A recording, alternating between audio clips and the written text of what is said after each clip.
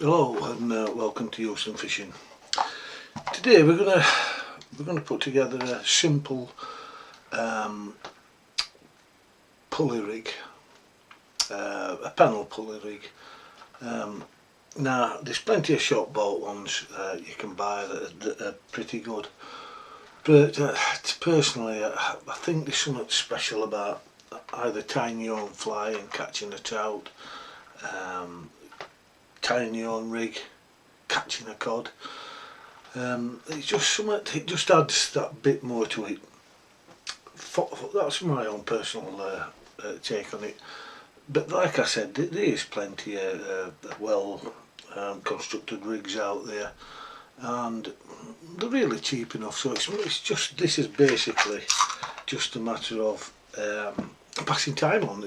Just something I enjoy doing, and to me, when you're pulling out a nice cod on a rig that you've made yourself, it just puts the cream on the cake. So we're going to just do a basic pulley rig. This is the way I do them. This is what I fish with, and this is how I make my rigs. I'm not claiming them to be the best rigs in the world. All I'm saying is they catch fish for me. I'm perfectly happy with these rigs that I make. They catch fish for me, and they also leave scope for fishermen out there to add their own personal touch if they so wish. So anyway, let's continue. I always basically start with the centre line, the main line going through, and on this occasion I'm going to use this. This is £60 greased weasel. It's basically a shock leader, but you can see it shows up nice on the camera, and for this purpose, it'll be what it'll be. You'll be able to see it, and this is how I will be doing it. So we get this piece of shock leader like this. To decide now roughly how long, excuse me, another drink, how long we need the shock leader or the main line. I mean, you can use clear monofilament, you can even use braid, these different colour lines. It's not important. It all depends on what you're fishing for, where you're fishing, and the conditions, the landscape, etc, etc. But on this occasion we're going to do it with this orange grease weasel. Now it depends how far you need, how far you it depends on really how you're fishing and what terrain you're fishing on. The terrain I'll be fishing on, I know it well, so this rig will be based purely for that, but a bit of investigation, a bit of groundwork on where you are fishing. Go down on low water, have a look. You'll be able to alter this quite easy to suit your own personal needs. So my main line going down to the weight, I've got a record box here. I'm a vinyl junkie. I collect old soul records, and I use this for my table. It's full of valuable records, but it's covered up. It's okay, right? And I use this usually as a yardstick for myself. If I just reach over here, I should be able to get a tape measure. And this is roughly 61. It's roughly 61, or 2 foot in old money. So my main line is going to be 2 foot. So I'll mark that off there. Now remember that on this occasion I will be tying on both ends. There'll be a weight at one end and a leader for the hook at the other end. So it's always best to add, say, a quarter again, just for tying, so that you can tie it nicely. And here I am without a pair of scissors. I might as well go home. Oh, I am home, sorry. Right. So I'm going to snip this off just about there. Now I'll be honest with you, I don't really bother myself personally with how long things are. I'm sort of a rule of thumb, and I'll look and think, yeah, that's just about right enough. That's just about what I need, and that's the way I've always done it. I'm not one of these that measures it to the inch, so basically it's that long, basically, and that's the way I've done it. You can vary it to whichever you want, but you know, for this purpose, that's what I've done it. So now I usually start at the weight end, the business end of the, well, not the business end. The business end's obviously hook. Now I use these. They're I don't know if you can see them. They're you see that? Right, these are Genie Link clips. Now these have got a flattened down clip there, because the weight I'm putting it on is a breakaway shock. It'll be a what they call it. Oh, my bloody memory is going. Let me just get this a bit. And what I like to do with these is I just like to just nip that. Just, you know, sometimes there's a little gap there when you see it. Now, it's usually not big enough for line to pass through, but I always like to, you know, if I've got the stuff out, I might as well do it. So I've got the clip there, and I just basically just give that a little nip. And to me, I know for a fact that that can't slip through the gap there. It's just, you know, little things please little minds. Now we thread this through here like so. Another little quirk I've got, I always do that first. Always put, I was advised to wet these first, and reason for that is friction can weaken your line. The last thing you want is to be all in a decent fishing, and if you've got a friction burn there, it'll weaken the line, and you know, you could lose the fish. So yeah, I always start off with pulling a little, just a once over there. Then I do that. I believe it's called a griner or a grinner knot. I put that there, and so it's folded up about 3 or 4, well, 4 times, and then there's you can see it'll form a little loop there. I put that through there, and then I bring that back and put it there through the main loop. Can you see it there? Just through the main loop. Just let my camera on so I can. You'll see another big loop there, and I pull that through there. Give it another wet, then pull that tight as I can.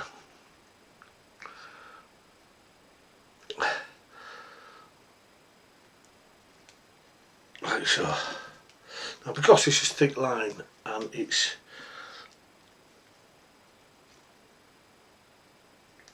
what they call,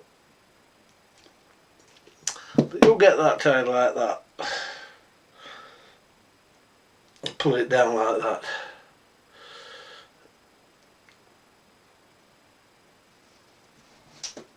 And pull that.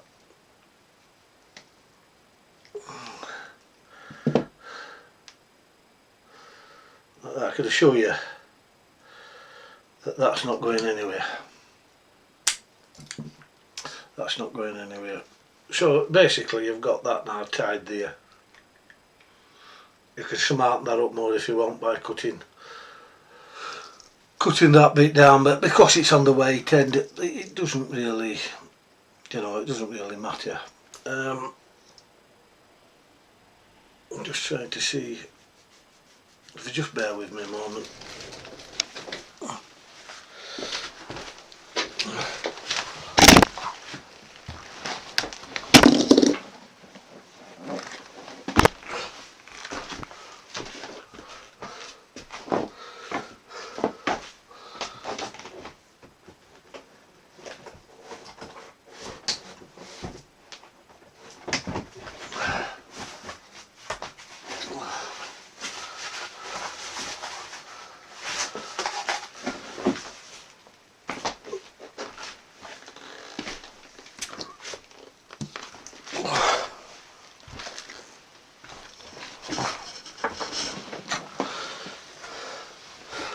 Right, sorry about that, should have been more prepared.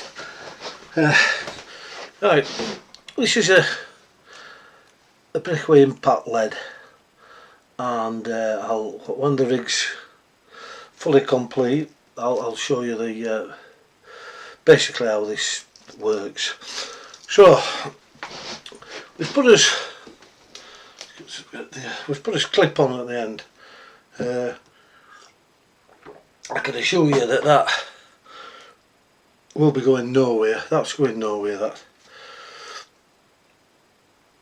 I never get snap offs. So that's perfect then, and basically all that does then is just fastens on like so. Now you can get these. I'll show you one. I think I've got one. I should have one somewhere.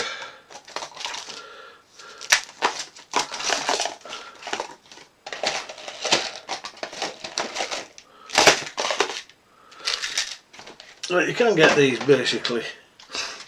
If I show you with like a prolonged clip there. Can you see it there? Right, now these are for hooking your line over, but because where I've got the weight, as you can see there, it's got one there for hooking your bait onto. So I've no need to use one of those because it's not going to be an up and over at the top. This is basically just a simple pulley pennel. So I've got a little mark there for me to hook my bait on. That is that there, that's now fastened. Not going anywhere, not going anywhere. So now we're on the come up to the business end. Now this is another thing, dependent, it's purely an individual preference.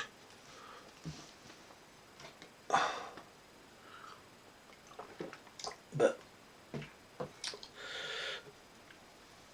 now I use these, if I can show you.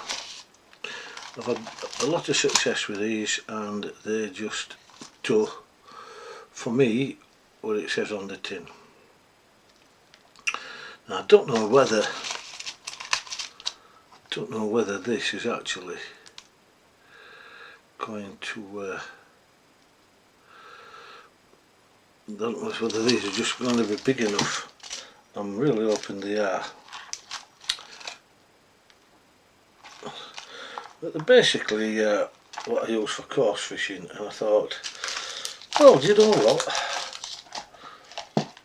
They're basically little beads. You get them with I'll show you a full one here. As you can see, the little stop beads, and you get them with a little swivel. There, can you see the little swivel? Get a little swivel there. Now, I don't tend to use all these beads when I'm setting the rig up for carp, when I'm air rigging or stuff like that. So,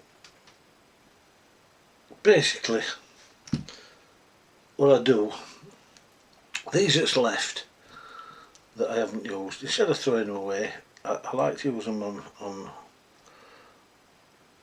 my sea rigs, and they're quite simple to use. So basically what I do, now I'm not, the particular ones I've got are a bit smaller than what I normally use, but I've run out of those. Right, so basically you get your wire, and on the what you've got a metal wire with your bead on here. If you put that through and then fold it over like that, so that you're holding it like that, as you can see, make that a bit less. You're then able to pull this bead along till it gets to the edge, and it should, like I said, it might not do it with these because yes, it has. Always remember to keep wetting. wetting. We don't want no friction burns, we don't want any mishaps when we fishing. Now if you, so you can see that both the ends of the line where I've folded it over there have gone into the bead. Now if I can't continue pulling that, so you can hold the wire there and just pull that, we've now got this on here, as you can see. So now this has now gone onto here. So I can set this really where I want, and the beads, I'm going to basically set the bead. Can you see the bead how it's on there? I'm basically going to set the bead, what's that, foot maybe, 10 inches maybe a foot away from the lead. Right, now I need to put another bead on the rig, and that will give basically the play that I'll show you in minutes. So we need to open this wire loop back up again.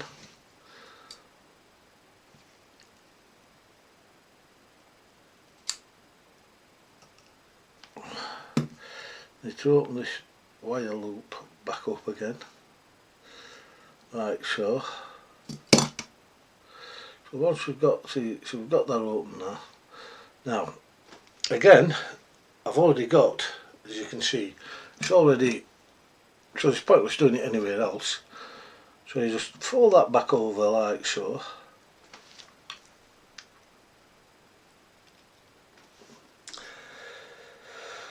Give it a wet, but I nearly made such a schoolboy error, I can't believe myself.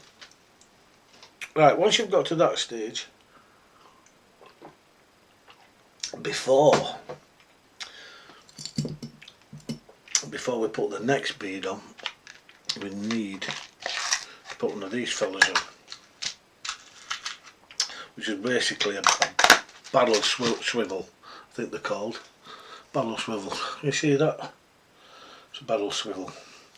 And this will go on here, like so. Like so. And it can't go past that because that's there. Now,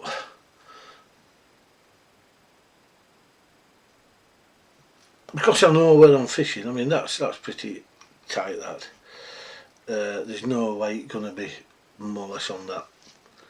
So that's I'm happy with that. Now you can put, if you desire, a crimp there if you want to set it on that, but I'm not really too bothered on this where I'm fishing. It's quite, you know, it's quite alright. That's what I do, and it tends to stop there for me, and it does okay. So we've got that there. We've now got this on. This is going to be attached to the main line. This is going to the main line, this swivel. So you can see why it was important that we put that on, because I'm now going to put this next bead, same way, put it through the loop on the wire there. Now you don't have to do this, you could use beads like I said, we crimps on, and basically all you're doing is providing a stop for,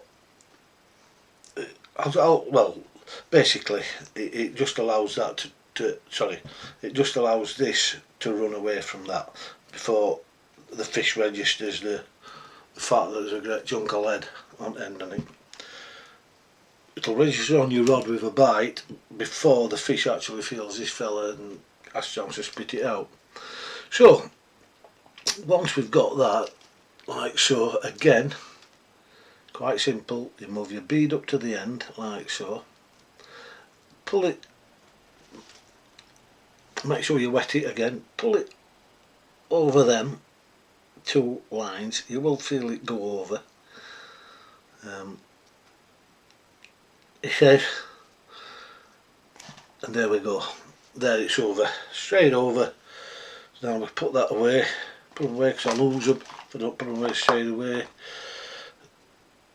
And now you can see we've got a fair bit of play from there to there. Now, as I said, this to me, this length here is not really that important. In my mind, anyway. One of the most important things is your business end where the actual bait is, and that's basically what you've got to get.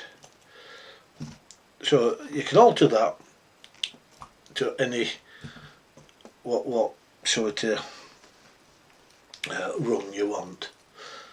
Now we're coming to this end. We have to remember what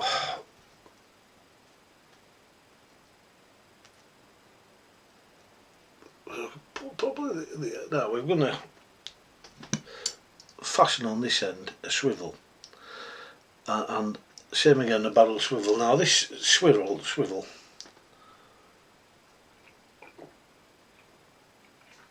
is again going to be attached to the main line, not to your main line, sorry, to your bait line. So I'm going to have a really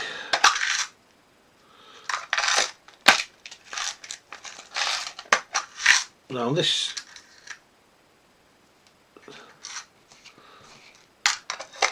so we have now got another swivel, which is a barrel swivel, as you see.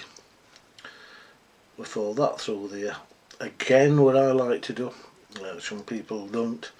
Now, your shock lid will be creased there, so we can just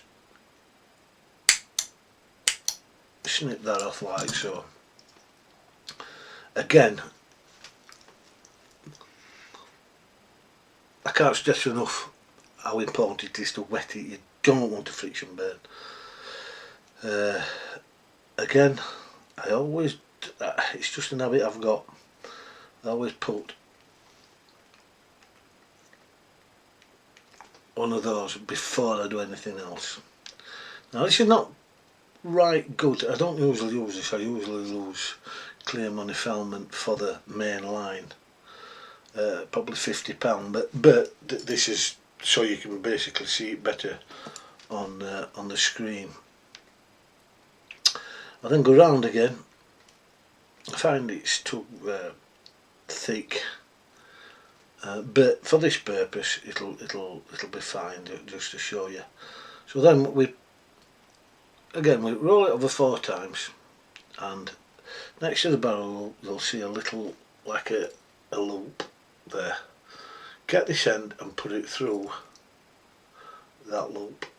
This then forms another loop there, and I always put that back through that. Pull it down, and there you go. That's going nowhere. Nowhere at all. That'll not snap. That'll not break off. That's not going anywhere. And that's the most important thing, is you don't break off. You can snip that off. So there you go. So now we're at that stage. We've got this weight here on the waiter. We've finished the weight end. That's all happy. That's going nowhere. That'll never come off there. The only way that'll come off is if you cut it. We've got us beads on that provides us as run, which you can pull, and you can dictate what you want that to be. And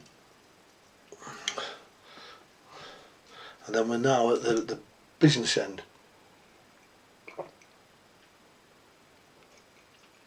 Now I like this. It's C-Tech crystal, which I'm not advertising. It's just telling you what I prefer to I like to use. I do use others, but on this occasion I'm just using this one, and it's £15, which where I'm fishing is probably ample. It's ample. and it's clear monofilament. It's extra strong, super clear. See, 35mm, 0.35mm, sorry. I know some angling seems to be going now on the measurement rather than the weight of the line. It seems to be going more in millimetres than the pound breaking strain.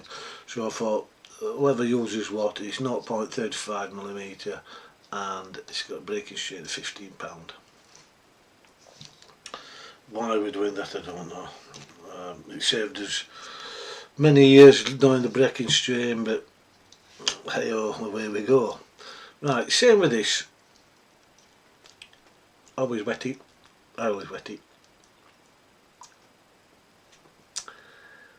Put it through, and again, I always check that there's no gaps on the swivel where they've gone back into the barrel, so they're okay.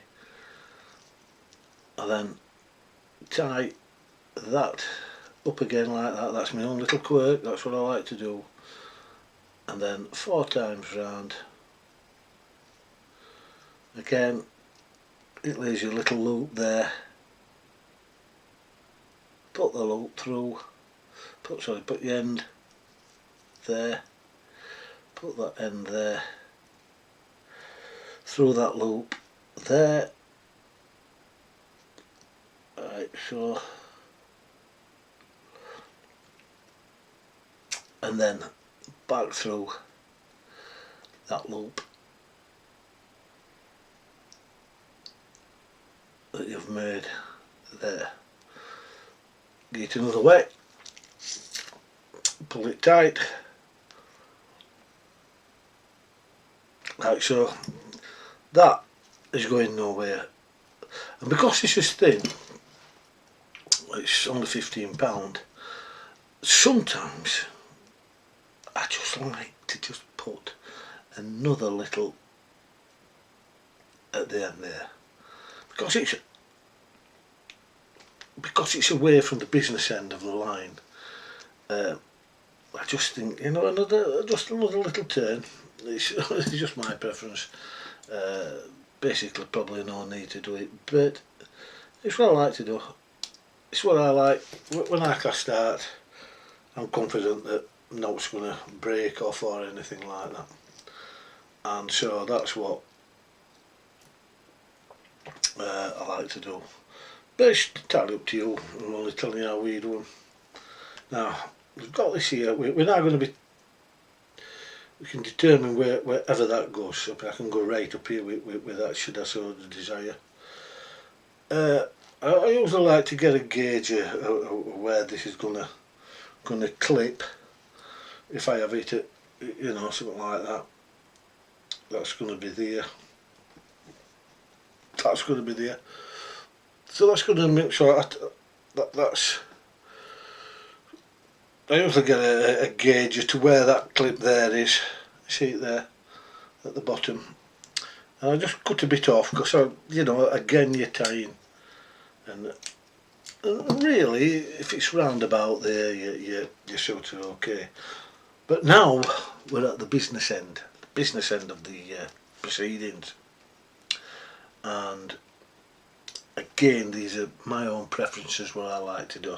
They've worked for me, they still work for me, and I just like doing it. So I'm doing a pennel. For the top hook I'm using a, again I'm not advertising these, I'm not selling these, I'm just showing you what I like, and it's a Camazon, you see Camazon, sorry, let's have a look, it's a Camazon Aberdeen 2, and it basically looks something like that. I'll put that on my hand. Can't see it because of the light. Put that there, right, let's see if you can see that there.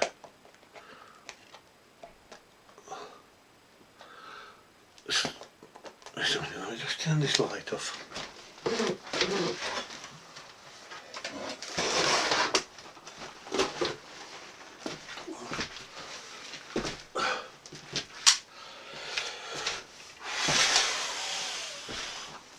Right, I don't know if that's better, I don't know if that's too dark or is it better or what. But anyway, yeah, that seems to be a bit better. We've got there the hook. You see the hook? And that is basically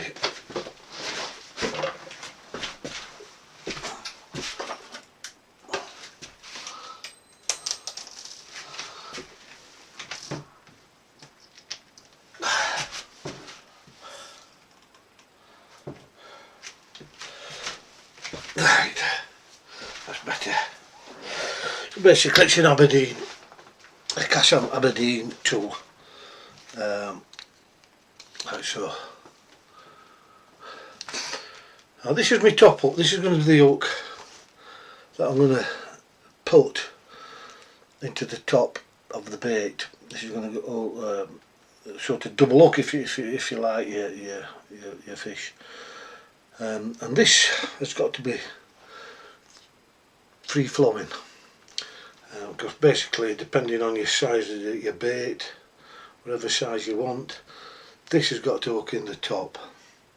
And the way I do this, again it's only a preference, but it works for me, is I wet it, always wet it, and I pick one of these out. Basically all these are these, the little luminous beads, can you see them? Little luminous beads, different sizes. And I use these because they're nice and soft, they're jellyish, and the fish don't seem to be bothered by them. I've caught fish with them, so that's basically why I tend to use these. Hopefully I'll be going this week and catch some fish with them. Right, so I always wet. Now this is obviously, as I've said before, is a free flowing hook. So I then put my bead on first, put your bead on first, and then get my top hook and I put that through there, like so. So I've now got that situation. I've got the hook on, the bead there. Now because I'm going down to another bait at the bottom, I do sort of need a bit of resistance on this. I don't want it fixed, but I prefer a bit of resistance.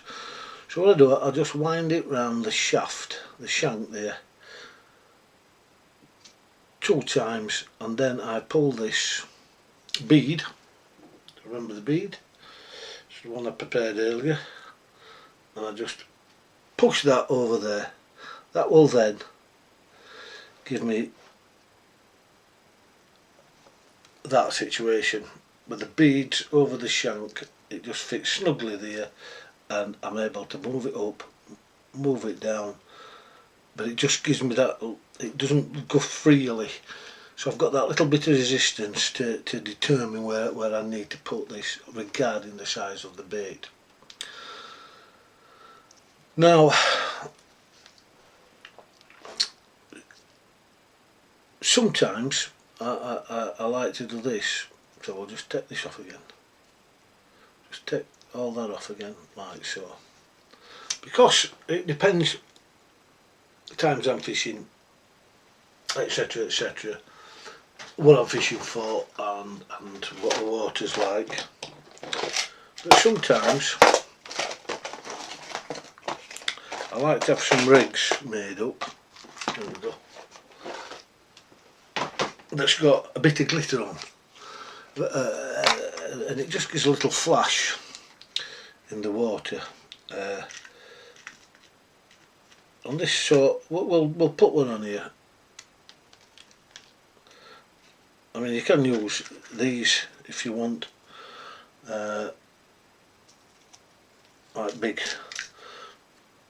fan, big propeller type things, but I like to use some on these particular ones. I'll put them there, see if you can see them. Two silver glitters, and can you see those two there on there? And basically they're just silver discs that with a bit of glitter on them. They're shiny, and although shiny things attract magpies, they also attract other fish. And so on this occasion, just purely for because I haven't got none with any glitter on. I mean, I do them with and without. So if you are putting these little glitter things on, you can buy them from any tattle shop. A good source for these and beads and stuff like that is Kids Crafts. If you go to your local supermarket, you'll see little sections that kids have got the crafts and these things with beads in, etc, etc. I've even used those. They're just as good as the others. So you thread these through the centre of these. This will then give you just a little bit of, a little bit of glitter, like so. A little bit of glitter in the water, and we're hoping that, it looks like a fish slithering away, with a bit of wave action. Looks, the fish sees a little bit of, predominantly fish at the night rely more on sensors, etc. So than the eyesight. So something like this is not going to bear much scrutiny. They'll just see it as hopefully a glimpse, and hopefully it attracts them over. So then we go back to what we did previously. Get your bead on, like so. Get your bead on, like so. And you thread that onto your hook. So the eye, if you can see it, does help. So there I've got that set up there. Again, so that can slide up to this. And this is, don't forget, this is your top hook, which again is a Kamasan Aberdeen tool. I like these, they've never let me down. I'm not selling them, I'm not advertising them, I'm just telling you what I use. So, wet the line again. You can't wet the line enough. To get 2 twists, you can get 3, 2 or 3, it's not really that important. What that does now is going to guide my so it's going to sit like that. We've got a bit of flicker there at the bottom, a bit of flicker there. I've got a luminous bead, that's also acting as a stopper there, you see. And I like to put it on me, it keeps my line to my shank. You can use tubing. I've got some tubing, and sometimes I do use tubing. I'll show you another video using tubing. But on this occasion, where I'm going this week, this is basically what I prefer for this particular venue. Right, we're now at the business end, and again I'm using Kamasan Aberdeen hooks, and this is a 2-0, which is bigger. You see that there? Can you see that? It's a bigger hook. It's a bit hard trying to watch myself, and yeah, can you see that's a bigger hook? And that, all we do with that is basically just tie it on the bottom. Wet your line, always wet your line. I just thread it through like so, and careful not to drop it. It helps if you've got some good eyesight. Tie it through there. Again, I like to do my little knot first, and nobody will tell me any different. Always check your shank for this loop here, where you tie your line, the eye, because sometimes, not on these, I can't say I've ever had them on these, but I've seen some where that's been a bit wide open and not 100% the line wouldn't slip through it, so I always check that. Make sure that's okay. And then tie me one loop on, wet it, get it round 4 times, like so. 1, 2, 1, 2, 3, 4, and put it through that loop there, which then creates another loop here, which I try and fold that back like so, put it through that loop there, wet it, pull it, book it, and off we go. That there then is my bottom bait. That's going nowhere, that's going to stop on longer than me. I can tell you now, the hook will rot before that knot comes off. So there you go. That's it. It's nice and neat at the bottom. We've got a pennel here. You can vary this size. You can obviously vary this that size. Basically what will happen now is I shall have that, this, where are we? This will be attached to my main line. I'll have my bait. I'll have the bait on here, which will attach to there, like so. So I've got my bait. This is basically what I've got here. I've got my bait there. So my bait's all the way up there. That's attached to my main line at top. I've now hooked on the clip there, on the impact lead. I've now hooked that on there, and that is streamlined. Put your breakaways up. That is nice and streamlined, like so. And what happens is when the impact lead hits the water, like so, this will then go up and knock your bait out, which will then lay on the floor, and with I mean, I can't really show you on this table, but this will be far enough away from your lead not to spook the fish. These, sorry, let me shift the bloody scissors, not the scissors. These will then dig into the sand like so, and hopefully will present your bait. What's that? 3 foot, maybe 4 foot, 3-4 foot away from your lead. 3 or 4 foot away from your lead. This will not spook your fish. This is far enough away. We've also got then, if that's there, if that's your main line, like so.